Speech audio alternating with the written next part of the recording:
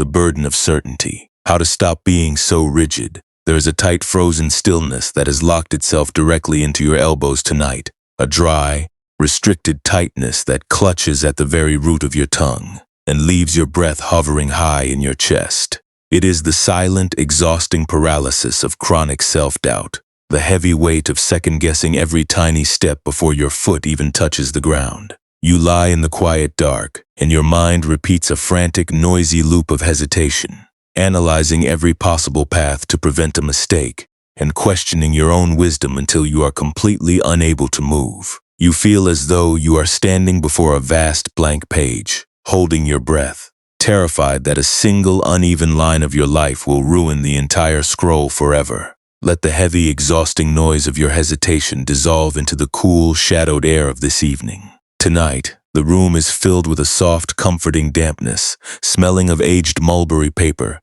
dry pine wood, and the deep, clean scent of crushed lichen growing along a north stone wall. The mattress beneath you is incredibly supportive and still, like a long, thick chest of cedar wood where the ancient scrolls are laid to rest during the damp season. Near your bed, a single white porcelain inkstone holds a pool of clear, unmixed spring water, reflecting a faint, warm amber glow from a low oil lamp on the floor. Outside, a soft, hypnotic breeze is moving through the quiet garden, causing the dry bamboo leaves to scrape gently against the wooden veranda. A slow, repeating rustle that invites your tensed muscles to let go. In this peaceful space, there is no scroll you must complete before morning, and there is no master waiting to evaluate the straightness of your lines. Your path is not a rigid test that you are failing, and your quiet hesitation is not a sign of permanent weakness.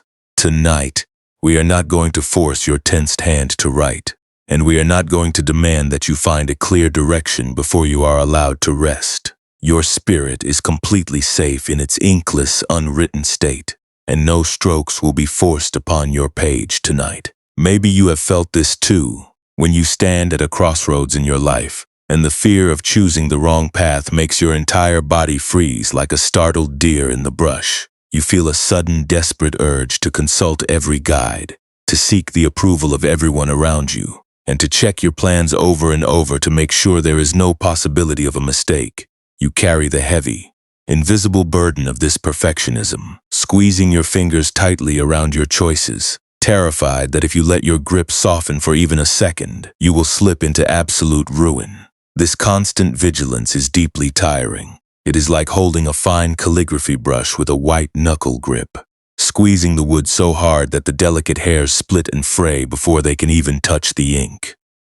There is a surprising quiet paradox in this state of decision paralysis. We look at our hesitation and our self-doubt, and we treat them as a shameful flaw, a cold proof that we lack the natural confidence and clarity that others seem to carry so easily. We believe that if we cannot see the entire path ahead with perfect certainty, we are fundamentally broken. But the ancient wisdom of the scriptorium tells us that the dry, inkless brush is not a failure.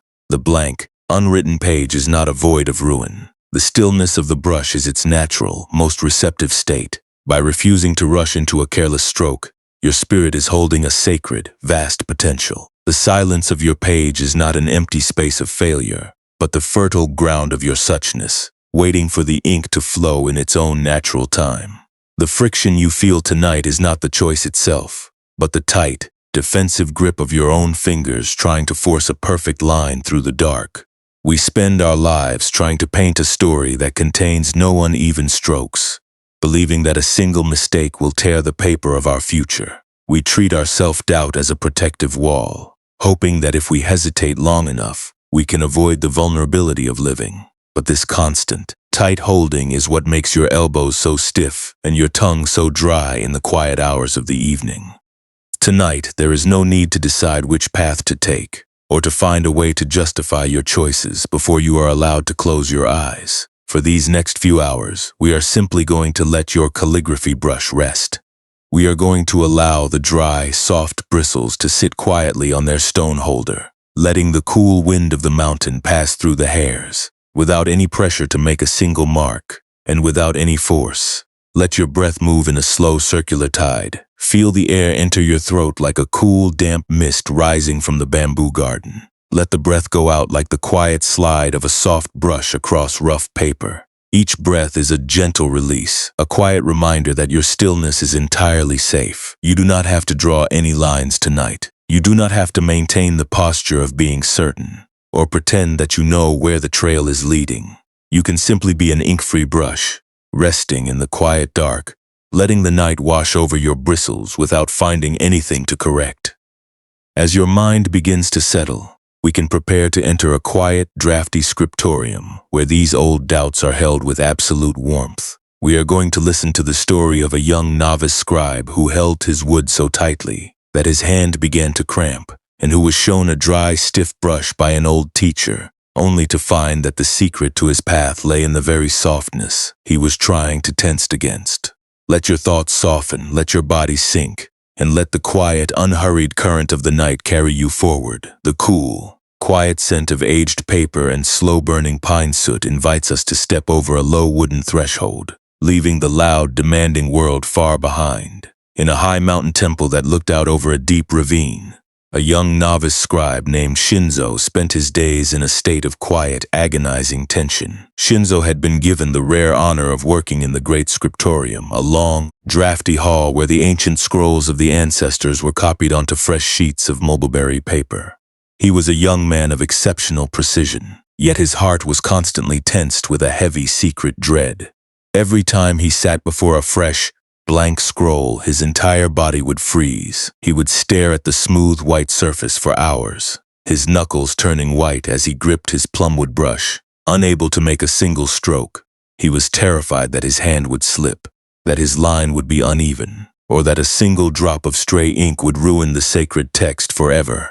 Shinzo felt a cold, hard knot lock into his elbows every time he watched the elder scribes work. They moved their brushes with an incredible, effortless freedom, their black lines flowing across the paper, like the shadows of birds gliding over a summer field.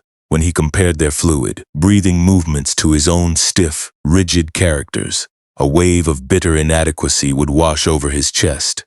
He believed he lacked the true, sacred clarity required. For this art, he felt like an imposter who was holding a seat that belonged to a master. To prevent any mistakes, he would squeeze the wooden handle of his brush even tighter, trying to force his trembling muscles into absolute dead stillness, hoping that sheer force of will could make his hand perfectly steady.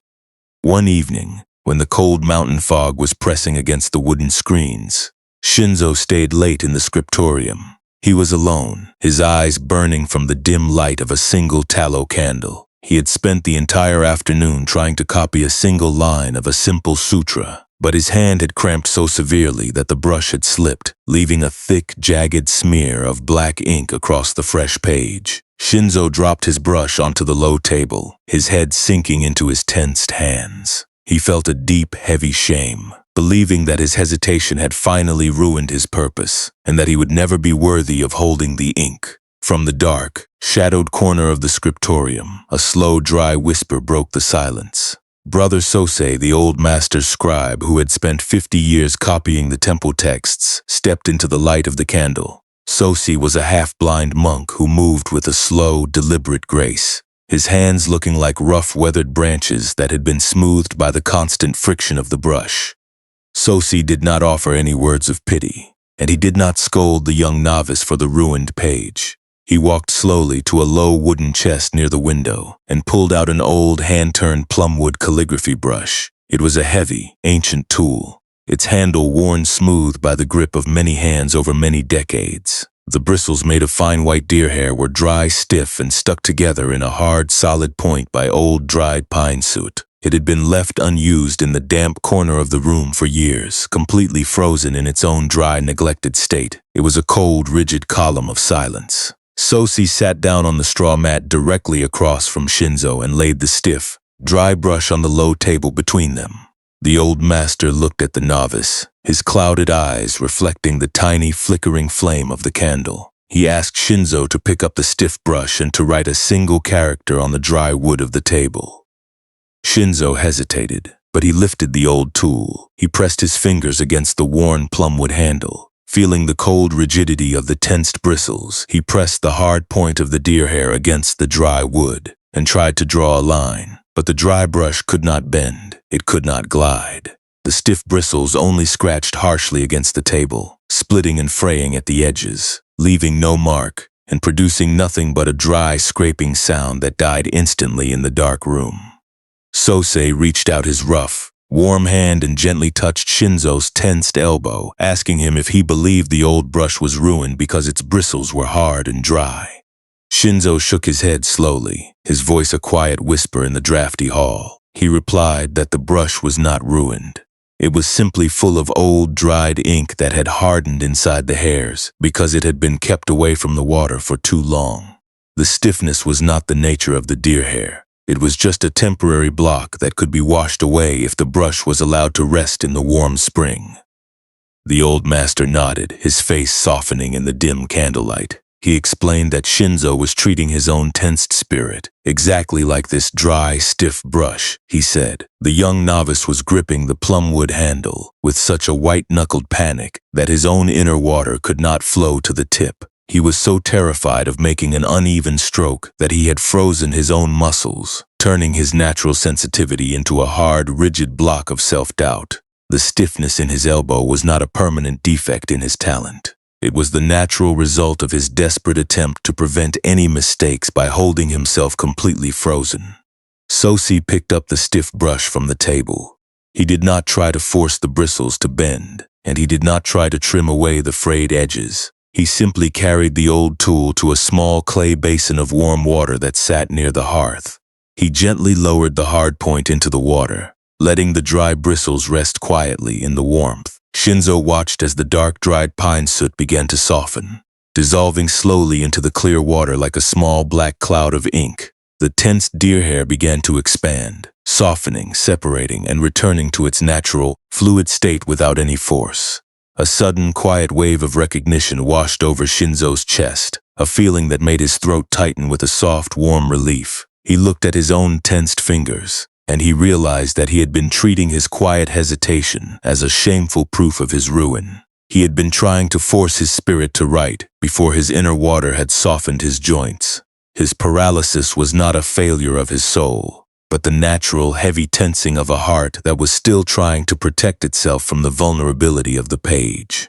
He let out a long, slow breath, a breath that felt much wider and deeper than his frantic efforts at the desk, letting his elbows soften and allowing the stiff wood of his defenses to rest in the quiet dark of the scriptorium. Let the slow, quiet warmth of the water in the clay basin echo in your chest tonight. The soft splashing of the mountain spring outside continues its patient rhythm, inviting your tensed shoulders to sink a little deeper into the solid support of your bed. The story of Shinzo and the stiff, dry brush is a gentle mirror for your own internal journey. When you experience a period of deep self-doubt, your immediate instinct is to treat your hesitation as a personal defect. You believe that your inability to make a clear, confident choice is a proof of your permanent weakness. To protect yourself from the danger of a wrong decision, you hold your entire life in a state of rigid, frozen watchfulness. You tighten your elbows, you hold your breath, and you wait for a perfect certainty that never seems to arrive. This is the natural defense of a heart that has been bruised by the past. We squeeze our hands around our current circumstances, hoping that if we can just hold ourselves perfectly still, we can prevent any future pain from touching our pages. But the quiet wisdom of the scriptorium invitation does not ask you to stop feeling your hesitation. It does not ask you to become a cold, unfeeling block of wood that is completely indifferent to the choices ahead. To feel the natural weight of a major decision is a normal part of your human experience. It is the simple proof that you care deeply about your life, that your spirit is still sensitive to the movements of the world, and that you wish to act with real, honest kindness. The fear of making a mistake is not a sign of ruin. It is the natural tenderness of a heart that is still awake to its own journey. The true source of our exhaustion lies in how our mind reacts to this natural tenderness. The original pain of not knowing the future is like the empty, blank scroll waiting on the desk. It is vast, it is real, and it is completely unavoidable. We cannot know which way the wind will blow tomorrow, and we cannot guarantee that every stroke of our brush will be perfectly straight. This is the simple vulnerability of being alive. It is the cool, clean draft that moves through the mountain pass, a natural weather that we cannot prevent and we cannot cure through our own worry. Our suffering arises when we try to freeze this natural uncertainty. We take the memories of our past uneven strokes, the old moments where our hands slipped and our choices caused a real painful smudge in our lives, and we let them dry on our bristles. We let those old regrets harden into a stiff, dark crust of self-judgment. We hold our brush over the blank paper of our present, refusing to let the hairs touch the ink, and we scream at ourselves because our spirit will not bend. This is the extra layer of pain we add to our own wood. We are trying to write our future with a brush that has been frozen by our own fear of being imperfect. The teachings of the scriptorium gently invite us to look at this stiffness with a completely different kind of warmth. They point to the quiet, vast water that sits in the porcelain inkstone. The water does not panic because the brush is dry. It does not feel defeated when the black soot dissolves into its clear center, and it does not demand that the bristles instantly become soft. The water is completely content with its own fluid, receiving nature. It holds the soot, it holds the stiffness, and it holds the slow softening of the hair, without holding onto a single drop of judgment. When you allow your tensed muscles to soften tonight, you are not giving up on your life. You are simply choosing to let your calligraphy brush rest in the warm basin. You are trusting the space between the strokes. This trust is not a loud, dramatic effort of the will. It is a quiet, soft yielding, like the old deer hair expanding in the clay bowl. It is the willingness to let the dry soot of your past regrets dissolve into the warm current of your own awareness, without finding any resistance, and without finding any wall to fight. By letting the water soften your joints, you discover that your hesitation is not your identity. The stiff, rigid state of your brush was never your true nature. It was simply the temporary result of keeping your spirit away from the water of your own gentleness for too long. When you stop trying to force your hand to be perfectly still, the tight restriction at the root of your tongue can finally begin to melt. Your elbows can become as wide and relaxed as the solid wooden chests where the scrolls are kept. You realize that you are not the rigid lines you are trying to paint. You are the vast, silent room that holds both the brush and the paper. Let your body feel the immense, weightless comfort of this truth tonight. You do not have to find the correct path before you are allowed to sleep. You do not have to solve the silent questions of your future, or prove to the dark that you are strong enough to proceed without a single doubt. For these next few hours, you can simply lie here in the soft, empty dark, letting the cool evening air move through your fibers. The old scrolls are resting in their chests. The inkstone is quiet, and the earth is completely at peace with its own unwritten nature. You are permitted to let the heavy brushes rest, letting the deep, silent grain of your being expand past the old, tensed boundaries of your mind. You do not have to be a finished monument tonight.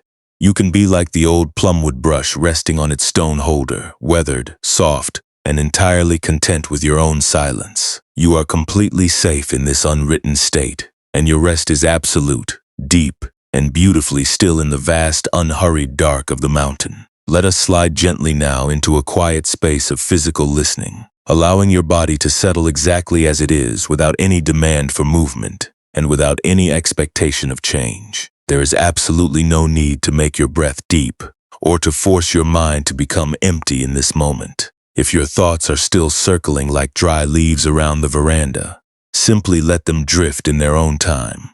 We are not here to clean the desk or to prepare a perfect page tonight. We are simply sitting on the edge of the straw mat, listening to the cool night breeze as it moves through the rafters of the old scriptorium. If it feels right, you might bring your awareness to the physical weight of your arms, noticing any lingering tension that has settled near your elbows. Perhaps you can feel a subtle, dry stiffness in your joints, a physical memory of the tight grip you have maintained throughout the day.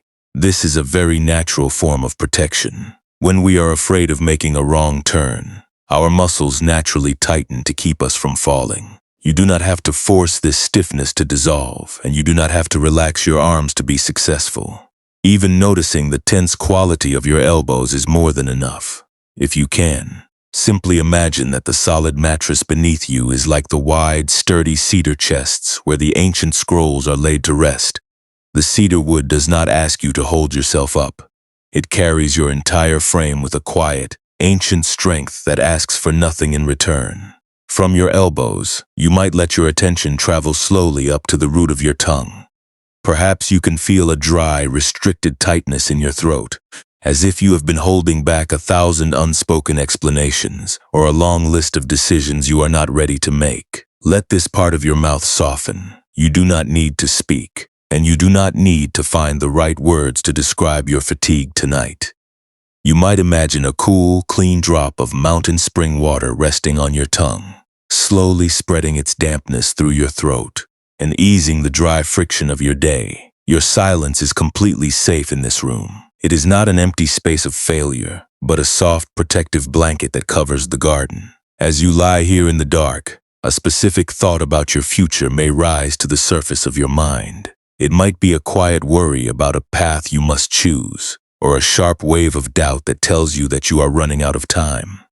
When these thoughts appear, there is no need to push them away or to pretend that they do not hurt. Instead, you might gently name this pattern in the quiet spaces of your mind. You can say to yourself, "This is the old habit of holding the wood too tightly," or "This is the dry bristle trying to write before it is soft."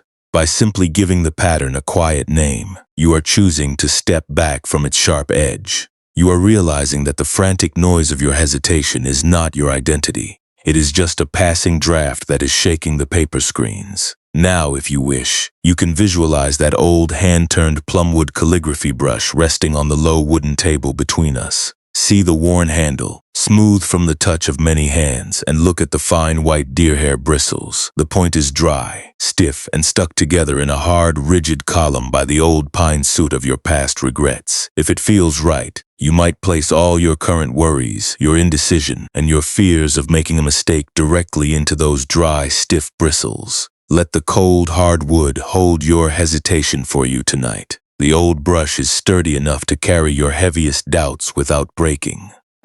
As you place your burdens there, you can let the mental image begin to shift in its own natural way. Picture the small clay basin of warm water resting near the quiet hearth. See the soft amber glow of the fire heating the water, sending a thin, gentle wisp of steam into the dark room. Slowly, gently, you can imagine lowering the hard point of the brush into the warm water, letting the dry bristles rest in the center of the bowl. You do not have to stir the water, and you do not have to force the hairs to separate. Watch as the clear warmth begins to soak into the dry deer hair. The black, hardened soot of your self-doubt begins to soften, dissolving slowly into the clear water like a dark, silent cloud of ink that spreads and fades into the wider space of the basin. The stiff bristles begin to expand, softening, separating, and returning to their natural, flexible state without any struggle and without any force. You can let your own tense spirit rest in that same quiet basin tonight. There is no master standing over your bed, waiting to see if you have written a perfect line. You do not have to be a rigid monument of certainty to be worthy of this light. You can simply be like the weathered plumwood brush, letting the warm water of your own gentleness soften the old, hardened places in your chest.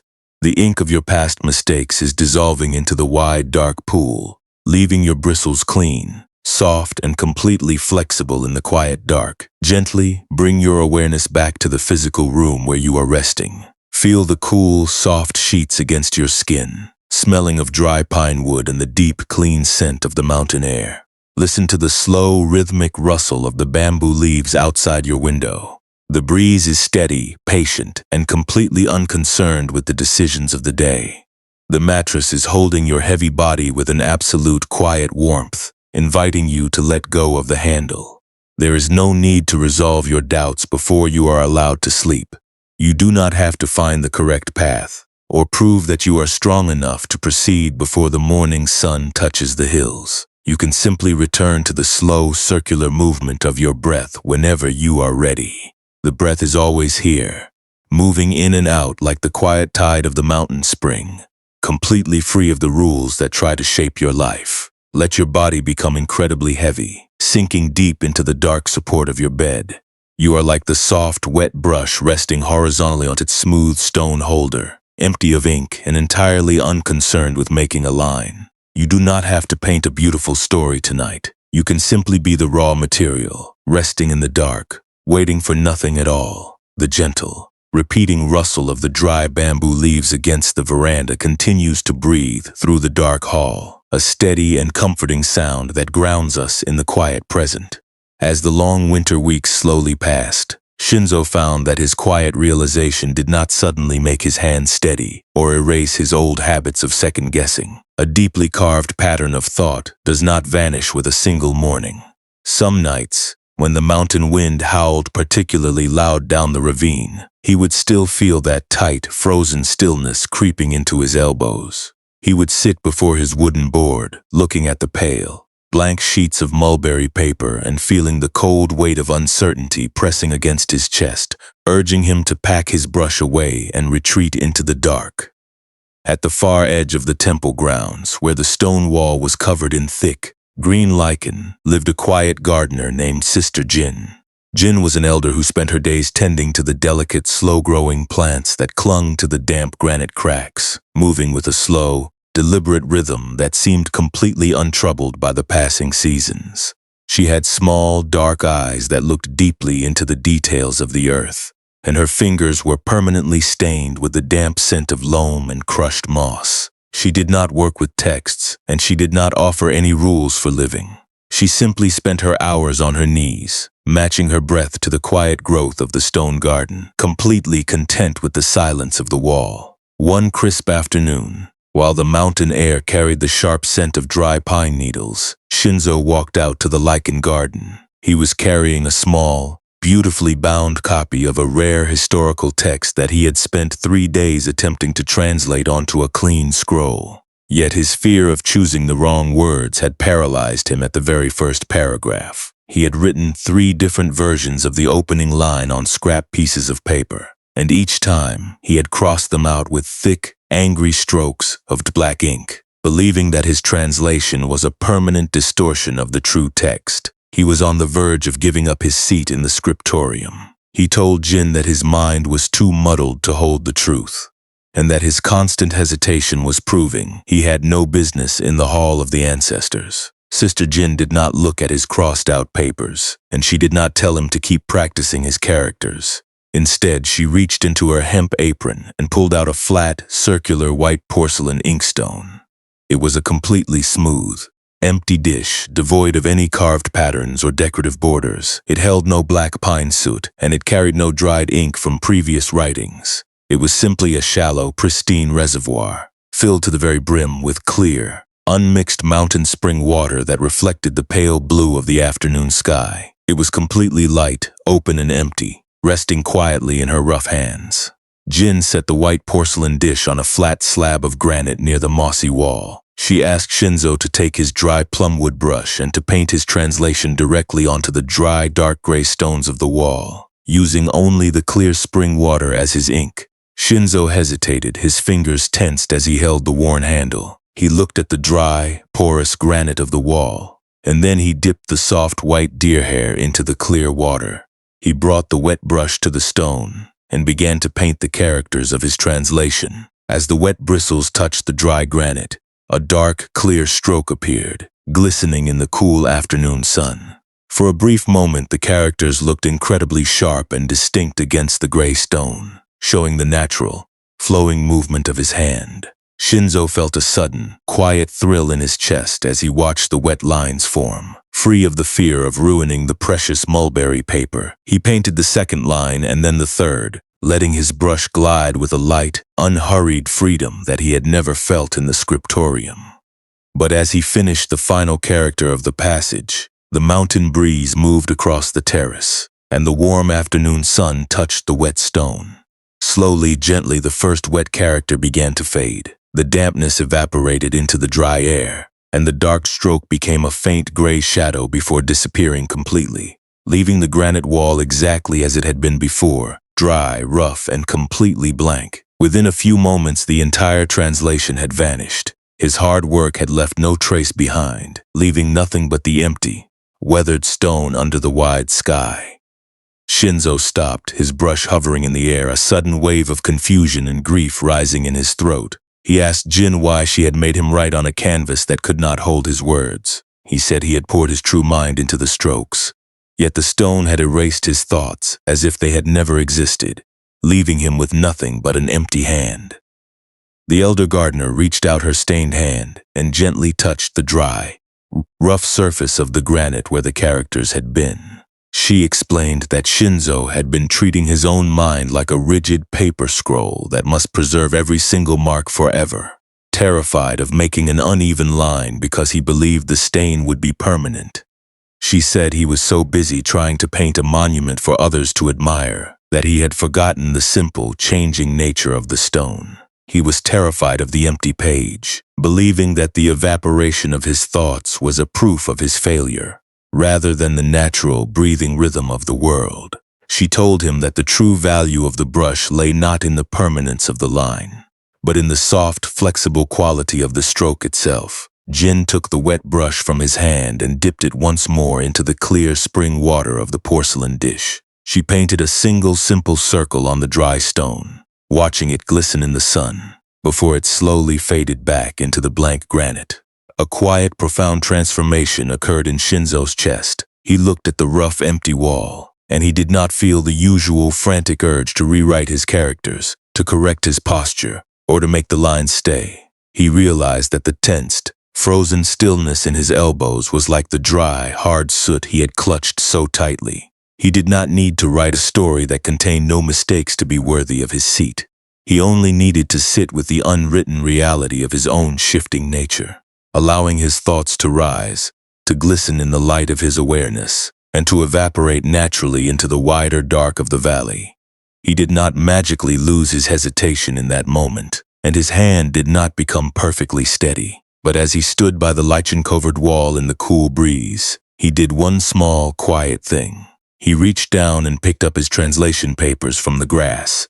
He did not cross them out again, and he did not throw them into the fire. He simply folded them gently, placed them in his sleeve, and took a long, slow breath, letting the smell of the damp earth and the dry pine needles fill his chest.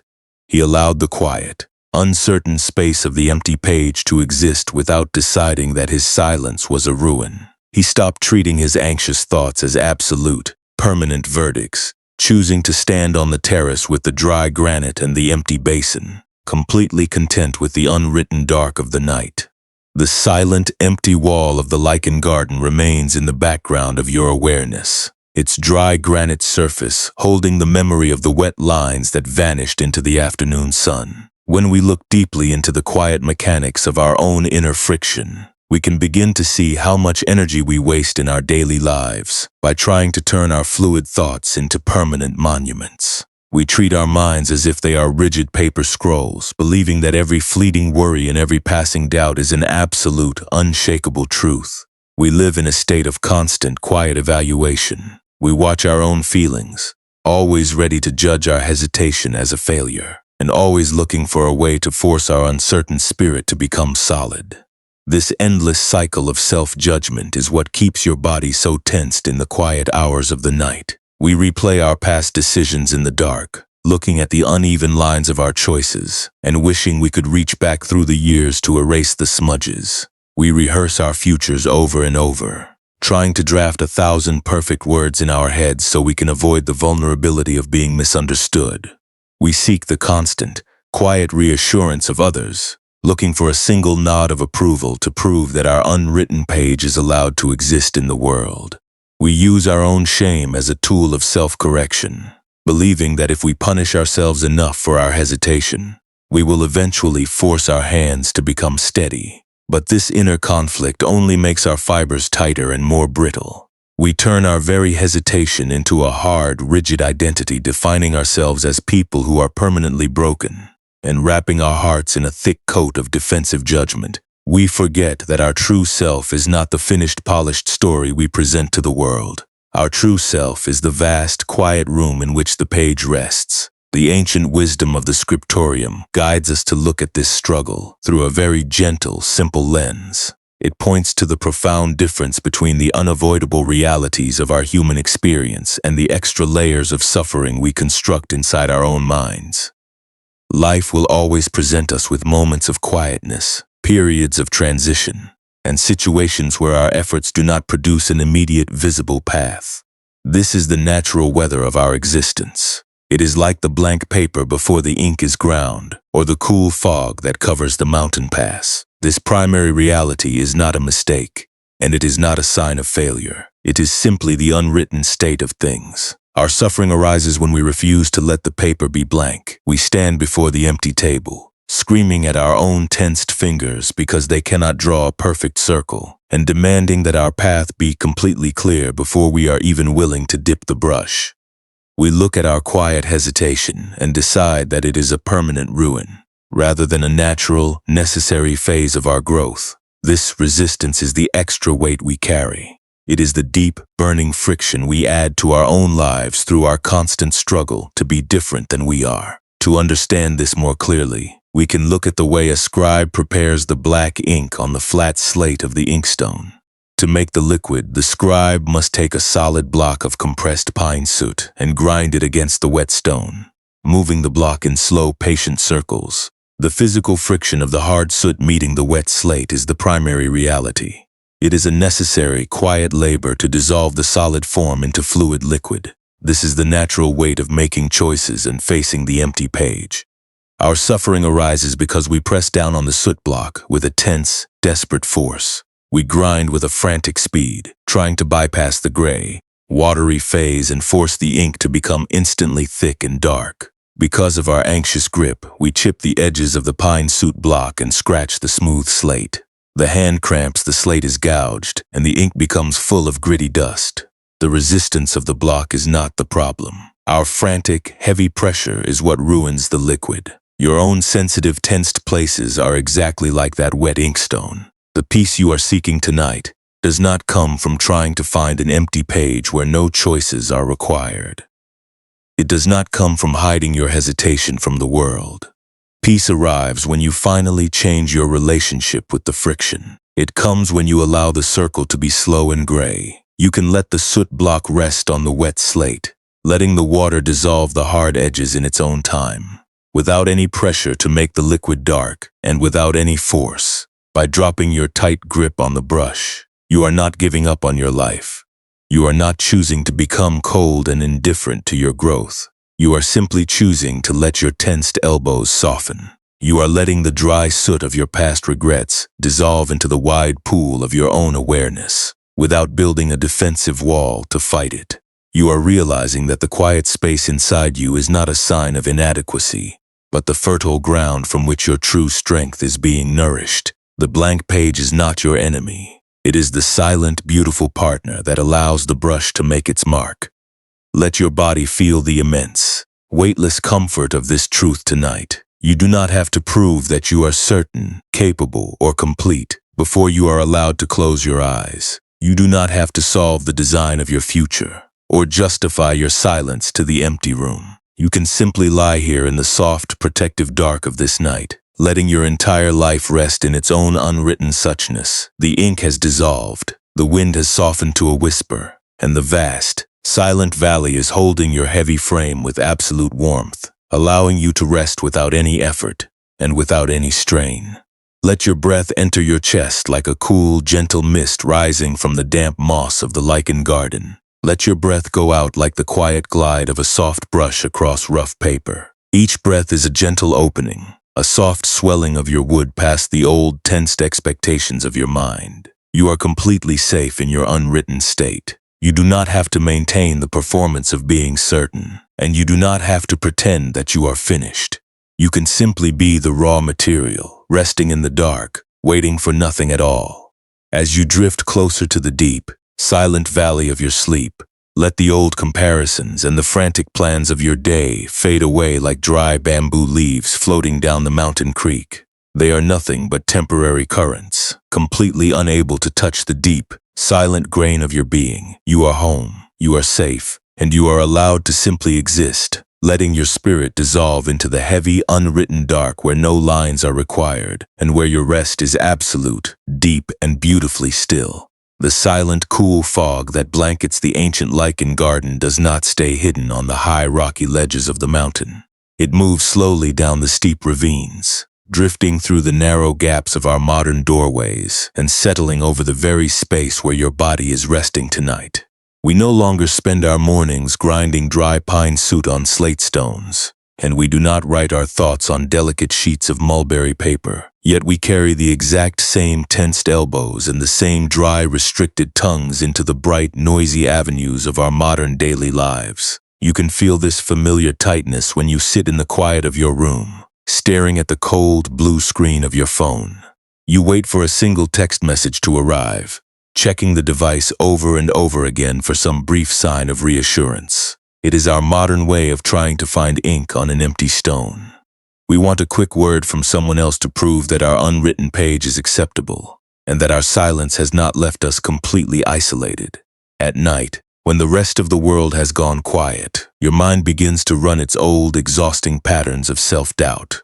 You lie awake in the dark, replaying a past conversation or a minor professional error. Turning the memory over in your mind like a dry, stiff brush, you analyze the uneven lines of your old choices, wishing you could reach back through the years to erase the smudges and make your history look completely solid.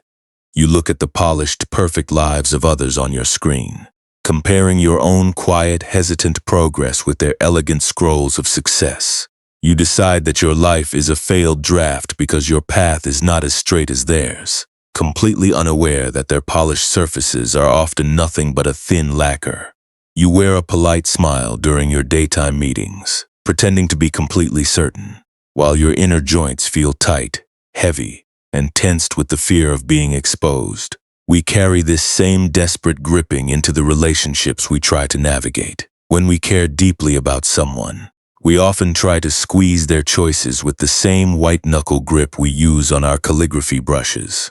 We want to control every reaction, and we want to predict every outcome to protect ourselves from the pain of uncertainty. We try to force our lives to fit into a neat, predictable design, forgetting that a true connection requires the soft, flexible movement of the heart, not a rigid, dead hold. When we cannot control the future, a cold, biting anxiety settles behind our chest. We feel a deep, burning guilt when we try to rest, believing that we must constantly grind the soot block to prove we are worthy of our space on this earth. We treat our rest as a luxury we must earn, rather than a natural, quiet season of our recovery. But tomorrow, when the busy world resumes its noisy demands, you can choose to hold your day with completely different hands. You do not have to carry the sharp, tensed posture of your self-criticism into every conversation. When a sudden challenge arises, or when you feel the cold wind of someone's judgment touching your skin, you can choose to make one small, quiet shift. You can choose to pause before you react. In that small, silent space of a single breath, you do not have to defend your path or prove your certainty. You can simply let your elbows soften.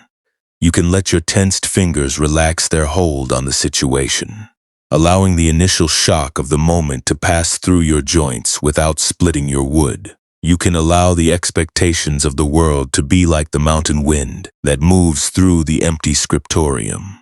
The draft may shake the papers, but it cannot move the heavy slate table. You can learn to look at your anxious thoughts without treating every single one of them as an absolute truth. When the old, familiar voice of self-doubt starts telling you that you are falling behind, or that you have made a ruined choice, you can choose to let the thought be like a water letter painted on a dry stone. You can observe the dark, heavy shape of the worry, and you can name the pattern with absolute gentleness. But you do not have to obey its command. You can simply watch the thought exist, knowing that like the clear water on the granite wall, it will eventually evaporate in the warm sun, leaving your original, unwritten nature completely clean, completely untouched, and completely whole. You can choose to care for the people in your life without trying to force their clay into your own design. You can love them and support them with a soft, receptive hand, allowing their paths to unfold in their own natural, unpredictable way. When a relationship feels uncertain, or when your future appears unmapped and raw, You can choose to sit with the empty space. You can let the brush rest horizontally on its stone holder, trusting the moisture of your own presence to keep the bristles soft, without needing to make a single mark on the page before you are ready. You do not have to earn your right to rest tonight. Your tiredness is not a failure of your creative spirit, and your quiet hesitation is not a defect in your character. Your body is a living, breathing landscape that requires the slow, dark silence of the night to nourish its roots and season its fibers. You do not have to complete the scroll of your life before you are allowed to close your eyes. Tonight, there is absolutely nothing you need to build, and there is no pattern you must maintain to be acceptable to the forest. You are permitted to lie here in the soft, protective darkness of this room, letting the heavy wood of your frame rest in its own natural, unwritten suchness. Let your chest rise and fall in its own slow, unhurried rhythm, completely free of the need to protect itself. You do not have to be a polished monument of certainty tonight. You can be like the weathered plumwood brush, resting quietly in the cool basin, letting the hard soot of your past regrets dissolve into the wide, peaceful water. The room is quiet, the air is clean, and there is absolutely nothing you need to resolve before the sun rises over the mountain. Let your hands rest completely empty on your sides. Your fingers can loosen their tensed hold on the invisible tools of your daily survival. You have laid down the heavy wedges of your self-judgment, and you have returned the dry, stiff brushes to the quiet corner of the room. The inkstone is empty, the paper is white, and the garden is resting under the silent stars. You are home, you are safe, and you are allowed to simply exist without any struggle and without any force. As you drift closer to the deep, silent valley of your sleep, let the old comparisons and the frantic plans of your day fade away like dry leaves floating down the mountain creek. They are nothing but temporary currents, completely unable to touch the deep, silent grain of your being. You are home, you are safe, and you are allowed to simply exist, letting your spirit dissolve into the heavy, unwritten dark where no shapes are required, and where your rest is absolute, deep, and beautifully still. The flat white porcelain inkstone has been wiped completely clean of its water, and then it is dry. The small warm tallow candle has burned down to a tiny quiet spark, and now the darkness that remains is thick, soft, and completely comforting. It smells of old cedarwood chest shelves, slow-burning pine soot, and the cool, clean scent of rain falling over the wild lichen wall outside. The evening wind has died down to a gentle whisper, leaving the high mountain scriptorium in absolute, unhurried silence. Your body is settling into the deep, quiet support of your bed, feeling as heavy and solid as a massive block of uncarved slate resting on the cool clay floor of the temple garden. Let your limbs sink, let your heels feel the steady, ancient pull of the earth below. There is no longer any need to brace your muscles against the fear of an uneven stroke. The busy world of copying and translating has passed over the high ridges, and the dark night has arrived to cover all your unwritten paths in a soft, heavy blanket of quiet. You do not have to solve the design of your future tonight. You do not have to polish the rough, jagged edges of your decisions before you are allowed to close your eyes. The sharp iron wedges are resting quietly on the stone shelf, and the wooden mallets are still. The calligraphy table is empty. The paper is white. The soft deer hair bristles of your brush are no longer under the pressure of your tensed fingers, and you are no longer the novice trying to paint a perfect line. Let your breathing become incredibly slow and quiet, moving like the damp, cool fog that rises from the rocky creek bed at twilight. The fog does not rush. It does not worry about the letters that were smudged, or the scrolls that were left unfinished in the wooden chests. It simply retreats into the deep, warm hollows of the mountain, far below the cold wind, down into the unbothered valleys where the winter frost cannot touch its life. With each soft, gentle breath, feel the dry, tight heat in your palms beginning to cool. The tensed muscles of your elbows are releasing their grip, letting your joints become wide, soft, and completely relaxed against the sheets. You are dropping the heavy, rigid plans of your tomorrow. You are letting go of the jagged copper coin you have carried in your sleeve to punish your own heart. The metal can rest quietly on the rough hemp rope, completely still and entirely safe in the dark. You have permission to let the clear water flow directly through your center tonight, You do not have to keep yourself tight to prevent your hesitation from showing. Your spirit is clean, open, and abundant. It does not look for a perfect, unblemished container to hold its presence. It flows into your quiet room, filling you to the very brim, and spilling naturally through your empty spaces to nourish the dry garden below. The delicate green lichen is drinking the fine, cool mist in the dark. The plants are thriving because of the very opening you tried so hard to hide. Sink a little deeper into the mattress now. Let your eyes remain closed, letting your focus dissolve into the smooth black glass of the empty dark. Your face is soft. Your jaw is completely relaxed. The tight, careful thoughts that paced your mind all day have finally let go of their watch, allowing your awareness to rest as a simple, uncarved stone in the mountain stream. Let the slow, hypnotic rhythm of the dripping spring carry you down into a deep sleep. The slate is wet, the terrace is dark, the world is quiet. You are resting in the very place where your journey began, far below the reach of the old demands, and far beyond the memories of the great autumn storm. The dry millet has been forgotten. The laundry fires are cold. The path is completely still for tonight. You do not have to solve the riddle of your worth before the morning sun touches the ridges. You do not have to earn your rest through your achievements or prove that you are a reliable coin to be worthy of this dark shelter. The night does not judge your jagged edges. The earth does not demand that you be a seamless pillar to deserve its quiet support. You are allowed to be cracked, you are allowed to be tired, and you are allowed to simply exist without any purpose. Let your breath go out like a quiet splash of water spilling over the granite rim, leaving you completely empty and completely clean. You are not a broken thing that must be glued back together by your own anxiety. You are a heavy, weathered basin, carved from the ancient bones of the mountain, resting in the quiet garden and holding the sky in your center. With each slow tide of your breathing, feel the quietness of the stone settling into your heart. The teaching is no longer a set of words you must remember. It is a soft, heavy weight in your chest, a feeling of returning to the dark soil where you are already accepted. The wood is silent, the water is cool, and you are permitted to let your entire life rest exactly as it is, without any struggle and without any force. Allow your consciousness to float down like a single droplet of water falling from the split in the stone, drifting slowly, silently through the cool shadows until it touches the soft moss below. There is no splash, there is no impact. There is only the quiet, wet embrace of the earth, holding the water with an absolute infinite patience. You can let the thoughts of your tomorrow slide away like loose gray dust falling from the stonemason's block. They are completely powerless in the dark. The night is vast, patient, and cool, offering you all the room you need to fully let go of the performance. You are home, you are safe, and you are allowed to sleep.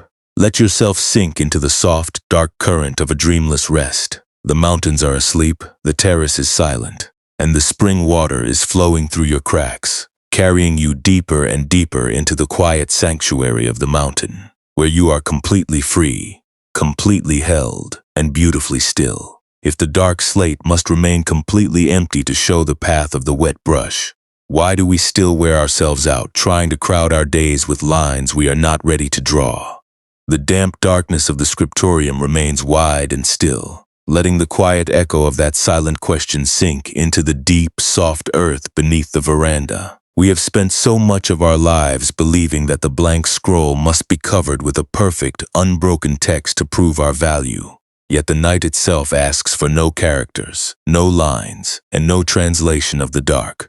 The mountain does not demand that the bamboo grove grow in straight, symmetrical columns to be worthy of the rain. The wild grass on the rocky cliffs bends to the north wind, and then it bends to the south wind, completely untroubled by its own changing shape, and completely content to simply exist in the vast, open sky. Let your breath continue to settle, becoming even lighter, even softer, like the tiny invisible particles of mist that hover over the lichen-covered stones at midnight. You can feel the quiet, heavy warmth of the slate tiles beneath you, holding your shoulders, your lower back, and your hips with a vast, unshakable patience. There is no supervisor waiting at the edge of your bed to check the progress of your self-improvement. There is no ledger being kept of your doubts, your hesitations, or the choices you have not yet made. Tonight, the ledger is closed, the ink has been washed from the stone, and the room is completely empty of expectations. If you look closely at the stillness in your room, you might realize that the empty space around you is not a void of loneliness, but a deep, protective sanctuary.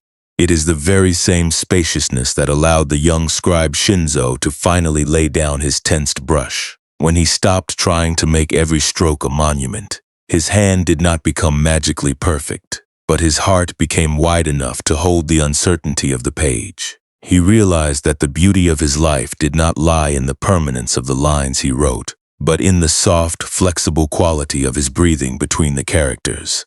He began to trust the unwritten spaces, knowing that the ink would flow when the water was ready, and that the silence was not a failure of his purpose.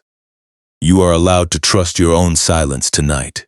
You do not have to find the correct words to explain your life to anyone, and you do not have to justify your fatigue to the quiet dark. Your tiredness is a natural, beautiful season of your wood, a quiet pulling of the sap back down into the deep, dark soil where your roots are nourished. You can let the tensed elbows soften completely now, letting the skin of your palms become cool, open, and empty.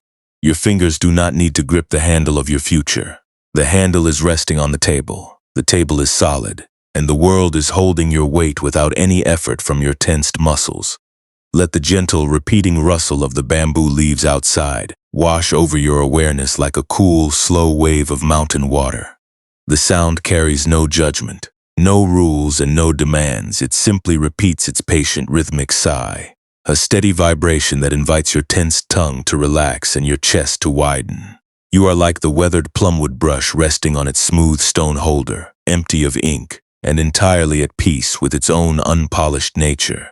You do not have to be an unblemished monument of confidence to deserve this rest. You can simply be a part of the quiet garden, resting in the dark and waiting for nothing at all. As you sink deeper into this spacious dark, you can feel a quiet, settling warmth spreading through your entire frame, moving from your chest down into your stomach, your hips, and your legs. This is the natural, healing movement of your own awareness, a slow tide of comfort that knows exactly how to season your wood now that the tight grip of your self-doubt has been released.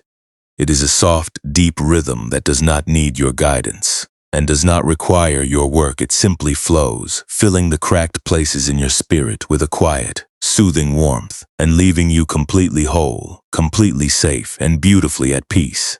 The long corridors of the temple are dark now. The old master Sosei has laid down his dry brush, and the gardener Jin has returned to her quiet cell near the stone wall. The mountain is still, the wind has dropped, and the entire valley is cradling your heavy clay with an absolute, boundless gentleness. You do not have to carry the weight of your history into your dreams. Tonight, you can let the memories of your past mistakes dissolve into the quiet dark, like the black soot dissolving in the warm water of the clay basin. They are nothing but temporary shadows, completely unable to touch the deep, silent grain of your true being. Allow your mind to drift past the last faded thoughts of your day, letting yourself float like a single pine needle drifting on the calm, black surface of the mountain lake. The water is deep, still, and completely supportive. It holds your frame without any strain, and it carries you in whatever direction the quiet currents move. You are home, you are safe, and you are allowed to sleep. Let the soft, deep silence of the ravine close over your room, wrapping your shoulders in a warm, protective blanket of rest. The work is finished, the page is white, and the brush is still. You can simply breathe, let go of the handle, and sink into the vast, unwritten dark where your rest is absolute, deep, and beautifully peaceful.